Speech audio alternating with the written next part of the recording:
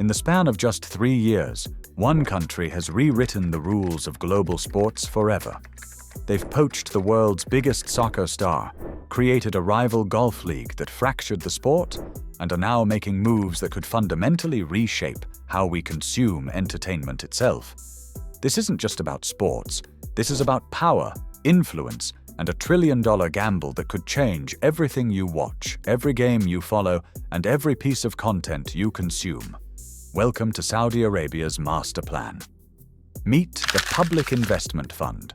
With assets approaching $1 trillion, it's the world's 6th largest sovereign wealth fund. It's not playing the same game as everyone else. While most sports organizations worry about profit margins and return on investment, Saudi Arabia is playing a completely different game. They're not just buying assets, they're buying influence, legitimacy, and your attention. Let's break down the numbers. Cristiano Ronaldo alone gets $400 million per year, a $2 billion offer to merge the ATP and WTA tennis tours, majority ownership of Newcastle United, the creation of LIV Golf with prize pools that dwarf traditional tournaments. But here's the kicker. This isn't random. Every investment fits into a carefully orchestrated strategy called Vision 2030, designed to transform Saudi Arabia from an oil-dependent kingdom into a global entertainment and tourism powerhouse. And they're just getting started. This all traces back to one man's vision, Crown Prince Mohammed bin Salman.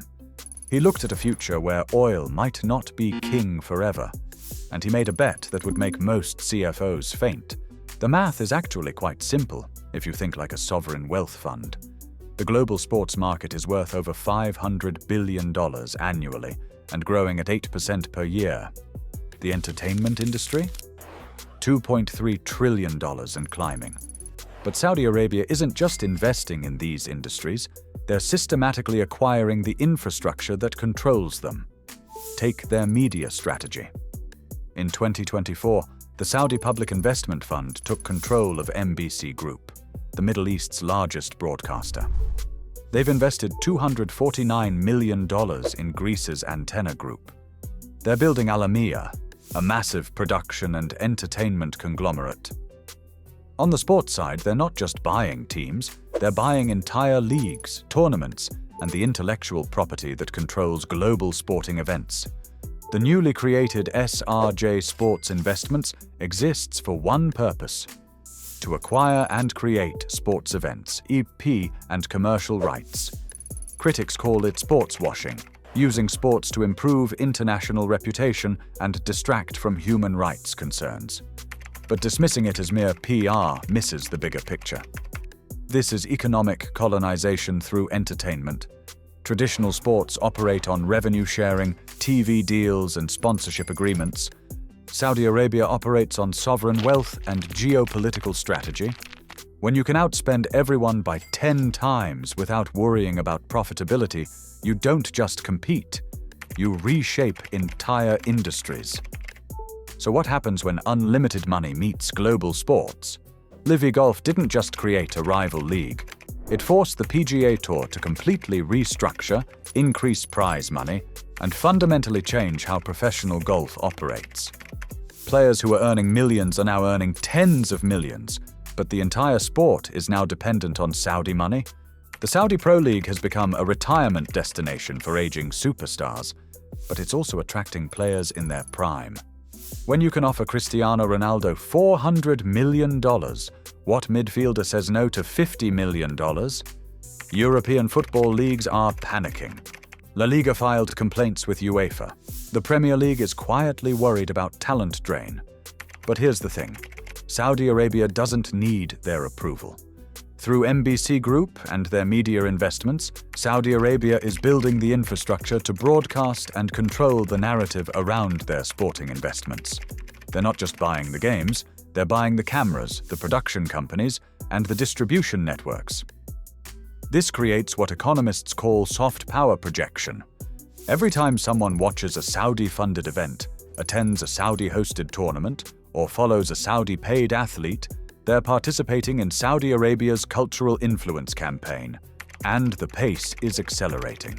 In just the past year, they've partnered with FIFA for the Club World Cup, made moves toward world athletics, expanded into combat sports, and are positioning for a 2034 World Cup bid. So why should you care? Because this isn't just changing sports, it's changing how entertainment itself works. Imagine opening your streaming app and finding that the biggest sporting events, the most popular content, and the most attractive athletes are all connected to one source. That's the future Saudi Arabia is building? For athletes, this means unprecedented earning potential, but also potential dependence on a single source of funding. For fans, it means access to incredible events and production values.